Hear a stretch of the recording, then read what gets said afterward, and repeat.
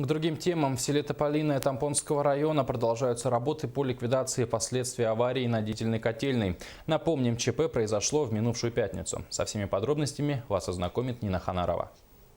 В селе Тополиное Тампонского района ликвидируют последствия аварии на дизельной котельной, где в пятницу 29 января произошел взрыв емкости с горючим. Утром того же дня главой муниципального района Тампонский район было принято решение о введении режима повышенной готовности на территории района. В село Тополиное выехала оперативная группа под руководством первого заместителя главы района Ивана Афанасьева.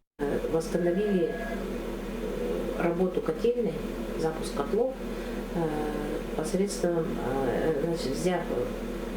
использовав для этого автомашину управляющей компании, которая занималась вывозной канализацией. Туда мы залили дистопливо и прямо напрямую от машины подключились к системе котельной.